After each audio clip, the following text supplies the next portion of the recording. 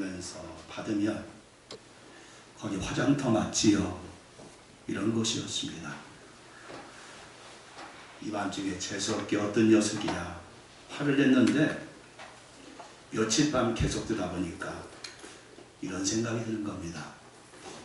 혹시 내가 너에게 암시를 주는 거 아니야? 이러다가 내가 화장터 가는 거 아니야? 그런데 어느 날 또 이런 장나가 또 옵니다. 오기가 생겼습니다. 이렇게 말했답니다. 화장터 맞는데요, 차례 될 때 오세요. 바싹 구워드릴게요. 여러분, 요즘 우리 마음이 바싹 타들어가지 않습니까? 어디 목회자뿐일까요? 대한민국 모든 사람들의 마음이 다 타들어갈 겁니다. 경험해보지 못한 환경, 경험해보지 못한 상황을 오면서 바싹 타들어갑니다. 아니, 목사가 교회 예배 드리러 오지 말라고 해야 할 상황이 됐으니 이 교회 역사 가운데 이런 일이 어디가 있었겠습니까? 이렇게 마스크라도 예배 쓸 수 있도록 인도하신 하나님께 우리 한번 영광의 박수 올리겠습니다.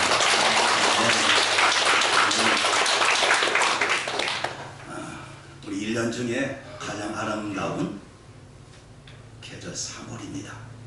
3월은 영어로 마치입니다. 행진하는 달입니다.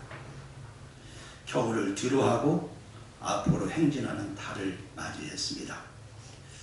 우리 인생을 행진하기 시작하기 전에 이렇게 한번 물어봤으면 좋겠습니다. 우리 인생을 행진하는 막는 질병이나 상처가 없다면 얼마나 좋을까? 정말 우리 인생에 질병과 상처가 없을 수가 없을까? 우리 지난 주간부터 우리 계속해서 성전 미문의 구거라는 사람의 이야기를 나누고 있습니다. 그는 날 때부터 안진뱅이였습니다. 어느 날 사람들이 실려서 성전에 왔습니다. 그때 마침 베드로와 요한이 기도하러 성전을 가는 중에 그를 만납니다. 베드로와 요한이 이렇게 말합니다. 다 같이 6절, 자 시작. 은과 금은 내게 없거니와 내게 있는 것을 내게 주노니 나사렛 예수 그리스도의 이름으로 일어나 걸으라고. 아멘. 근데 이때 놀라운 일이 일어났습니다. 그 내용이 우리 3장 사도행전 3장 7절 8절 하나님 말씀이 이렇게 기록하고 있습니다.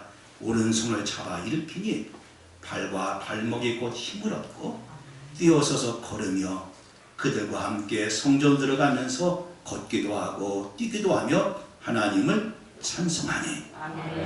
그런데 어떤 일이 났습니까? 사람들이 몰려왔습니다. 다 같이 우리 사도행전 3장 11절 시작. 모든 백성이 크게 놀라며 달려나가 솔로몬의 행각이라 불리는 행각에 모이거늘. 왜 사람들이 모였습니까? 기적 때문입니다. 앉아서 간신히 기어단 사람이 멀쩡하게 일어났습니다. 안진뱅이가 성전에서 앉아있는 것을 하루 이틀 본 것이 아니었습니다. 날 때부터 안진뱅이였으니 아마 수십 년은 거기에 있었을 겁니다. 근데 이 사람이 일어났습니다. 일어날 뿐만 아니라 걸어다닙니다. 걸어다닐 뿐만 아니라 뛰어다닙니다. 뛰어날 뿐만 아니라 하나님을 찬양합니다. 얼마나 사람들이 놀랐습니까? 정말 깜짝 놀랐습니다. 아니, 안진뱅이가 일어나다니. 더 놀라운 것은 이걸 행한 사람이 베드로와 요한이라는 겁니다. 베드로와 요한, 예루살렘의 그들은 대수롭지 않게 생각을 했습니다. 한때 예수를 따라다니는 사람으로 그가 죽자 조용해졌습니다. 왜냐하면 이들은 어부였습니다.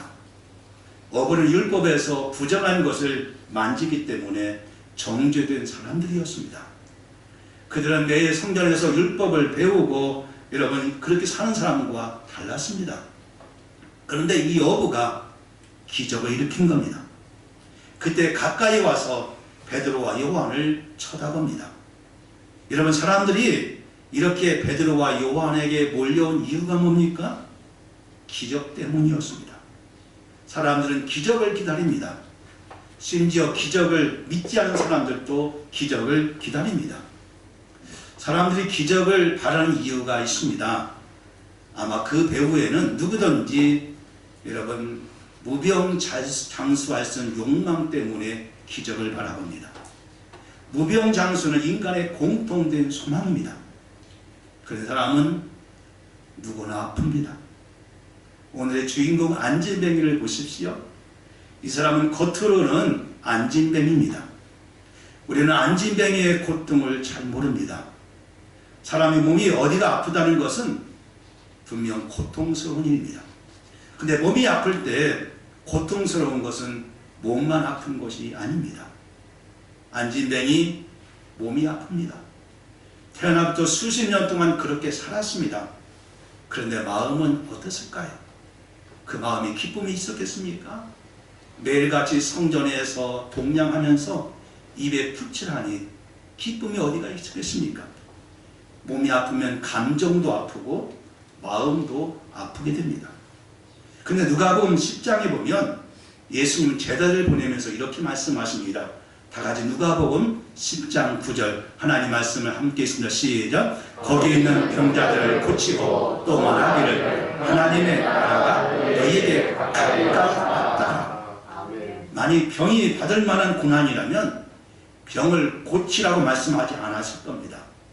병은 분명히 주님의 뜻이 아닙니다. 병은 고난과 다릅니다. 병은 치료해야 낫고 고난은 이겨야 이길 수 있습니다. 병은 핍박도 아닙니다.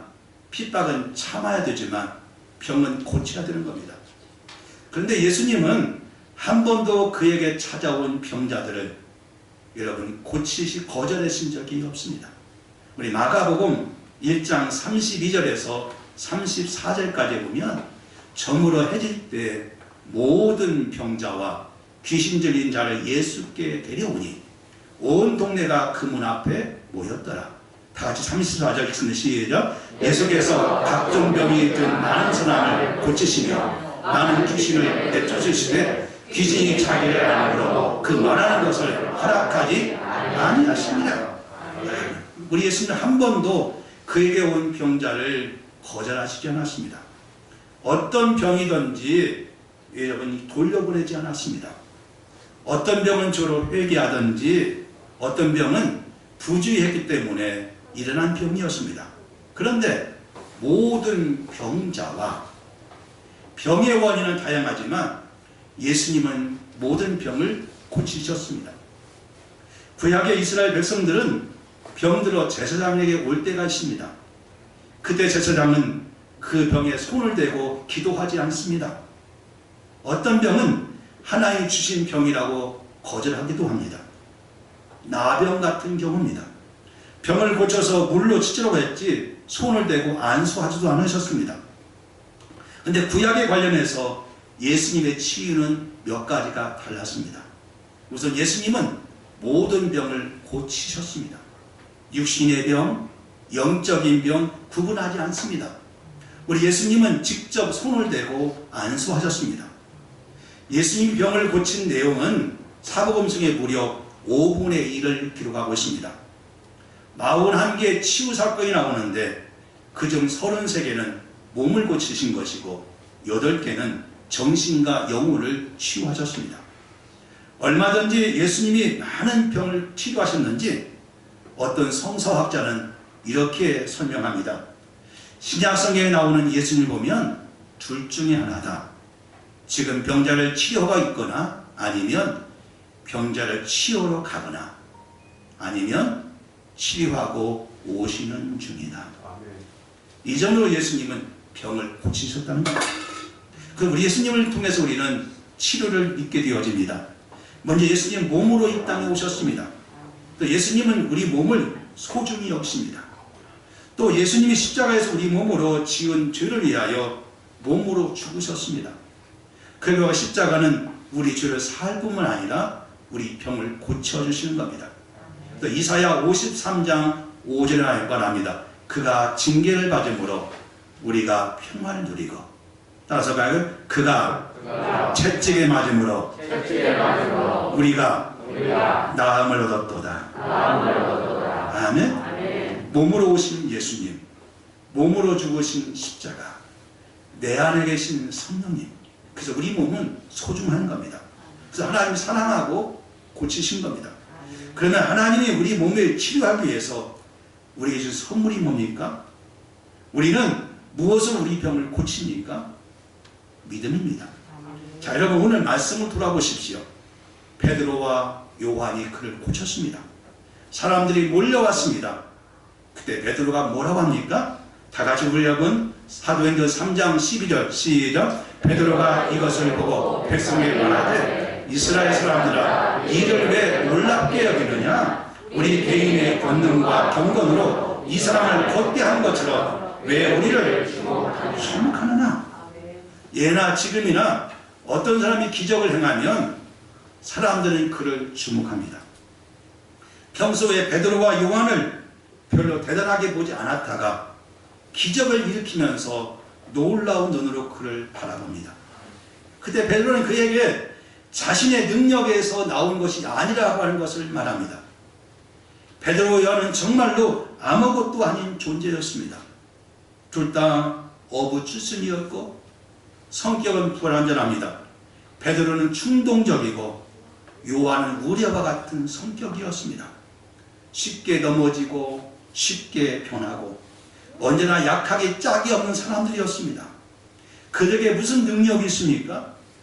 그러면 그 능력이 어디서 옵니까? 베드로와 자신을 바라보는 사람들의 시선을 여러분 예수님께로 돌립니다. 그래서 여러분 12절 이하에 살펴보면 우리 조상의 하나님이 우리 위해서 생명해 주신 예수님을 이 땅에 보내셨고, 근데 빌라도가 놓아주지 않기로 작정했고 너희가 소리질러 죽였다. 그래서 어떻게 됐느냐? 우리 15절에 말씀합니다. 다 같이 있습니다. 시작. 그러나 하나님이 죽은 자 가운데서 그를 살리셨으니 우리가 이 일에 증인으로다. 베드로 설교 중심은 언제든지 예수님 중심이었습니다. 사도행전 2장도 그랬고 3장도 그렇고 그런 성령 받은 뒤에 완전히 달라졌습니다. 2절에서 5절에 성령이 임하자 베드로는 이상한 사람이 된 것이 아니라 예수님의 사람이 되어졌습니다. 이것이 성령이 임한 겁니다. 성령은 예수님을 증거하는 겁니다. 성령이 오시면 우리를 가르치는 것을 기억나게 하시고 깨닫게 하십니다. 성령은 예수님이 부활하신 것을 믿게 합니다. 예수님은 다만 십자가에 죽기만 하고 만분이 아니었습니다. 그래서 어떻게 되어집니까? 우리 보십시오. 하나님이 죽은 자 가운데서 그를 살리셨으니. 여기 살리셨다. 살렸다는 말이 나옵니다. 이건 예수님이 부활했다는 겁니다. 헬라어로 에게 이렌이라는 뜻입니다. 이 말은 베드로가 안진뱅이에 일어나라 할 때 똑같은 헬라어 단어 에게 이렌을 쓰고 있는 겁니다. 그럼 우리 병이 치료한 이유가 뭡니까? 에게 이렌입니다.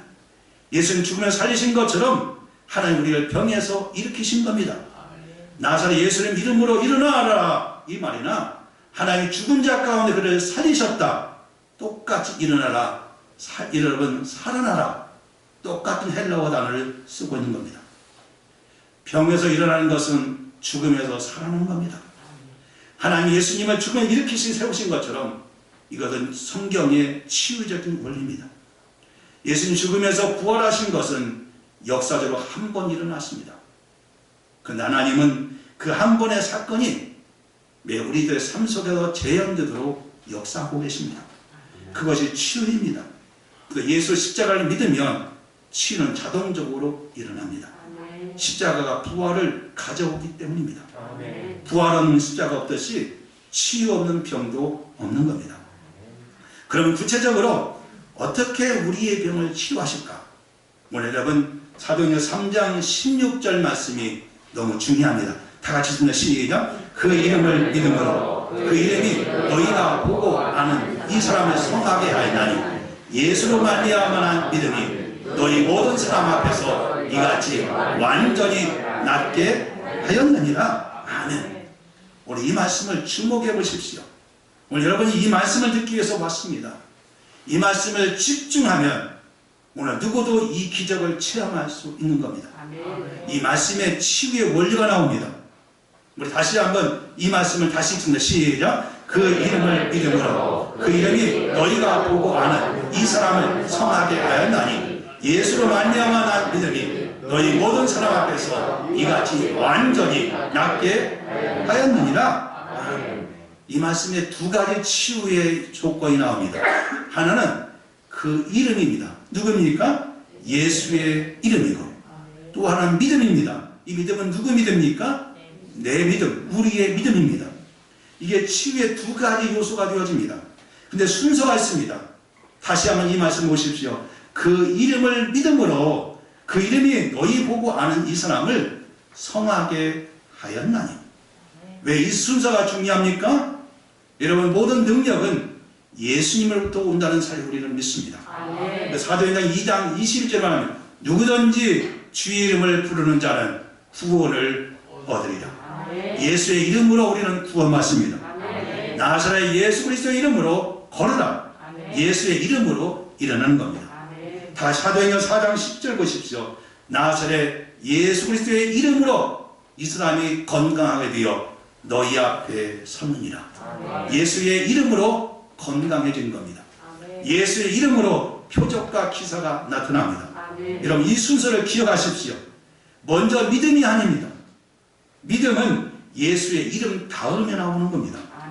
우리의 병은 당연히 믿음이 있어야 치료받습니다. 그러나 믿음이 먼저 있는 것이 있습니다. 그 뭡니까? 그 앞에 예수의 이름이 먼저입니다. 우리가 치유하기 위해서 기도할 때마다 항상 걸리는 것은 이겁니다. 아, 내가 믿음이 없구나. 이래서 안 되는구나 우리는 생각합니다. 믿음이 없다는 것을 알게 되면 다양한 것이지만 그보다 먼저 있는 것을 우리는 알아야 됩니다. 그것이 뭡니까? 예수의 이름입니다. 마태복음 8장에 보면 나병 환자가 예수께 나와서 말합니다. 주여 원하시면 저를 깨끗게 하실 수 있나이다. 그때 예수님 뭐라 말씀하십니까? 예수께서 손을 내밀어 그에게 이르시되 내가 원하노니 깨끗함을 받으라. 그래서 우리 몸의 치료는 내가 원하기 전에 하나님이 원하시고 계신다는 겁니다. 나병 환자는 아무 믿음이 없이 예수님께 나왔지만 믿음이 없다고 되돌려보지 않았습니다. 우리 믿음이 먼저가 아니라 하나님의 사랑이 먼저인 겁니다. 치료는 내가 원하는 것이 아니라 하나님이 먼저 원하신 겁니다. 오늘 말씀의 주인공을 보십시오. 그에게 믿음이 있습니까? 그가 예수를 알기는 했습니까? 베드로가 나사렛 예수 이름으로 일어나 걸으라 할 때 과연 믿음이 일어났습니까? 그런데도 그가 치유받은 이유가 뭡니까? 하나님의 사랑 때문인 겁니다. 믿음이 없어서도 예수님 앞에 나왔다는 것이 중요한 겁니다. 처음부터 믿음이 있어서가 아니라 그냥 하나님께 나왔고 하나님께 나가는 과정에 선물로 열매로 믿음을 받게 되어지게 된 것입니다. 그래서 그 이름을 믿음으로 그의 이름이 너희 보고 아는 이 사람을 성하게 하였나니. 예수의 이름이 낫게 하는 겁니다. 하나님의 사랑이 낫게 하는 것입니다. 없는 믿음 때문에 우리는 탄식할 필요가 없습니다. 일단 주님 앞에 나가는 것이 중요합니다. 그래서 주님께서 하신 말씀이 뭡니까? 만일 너희에게 믿음이 겨자씨 한 알만큼만 있어도. 우리 중요한 것은 믿음은 산 같은 믿음이 아닙니다. 겨자씨 같은 믿음입니다. 우리가 겨자씨 같은 믿음을 가지고 있으면 주님은 산을 옮기는 겁니다. 믿음은 하나님께 나아가는 과정에서 치료받는 과정에서 하나님이 축복을 주시는 겁니다. 사랑하는 여러분, 오늘 여러분이 질병 가운데 고통받고 있습니까? 치료는 내가 원하는 것이 아니라 하나님이 먼저 원하시고 계신 겁니다. 내가 원하노니 깨끗함을 받으라. 하나님, 우리 믿음이 작다고 말하고 있지 않습니다. 산 같은 믿음이 만들어 올 때까지 하나님이 치료하시지 않는다면 어떤 병이 치료받을 수 있겠습니까? 시대 예수님께 나왔던 거지 바디메오, 실로암의 장님, 30발이 된 병자, 아무런 믿음도 없었습니다.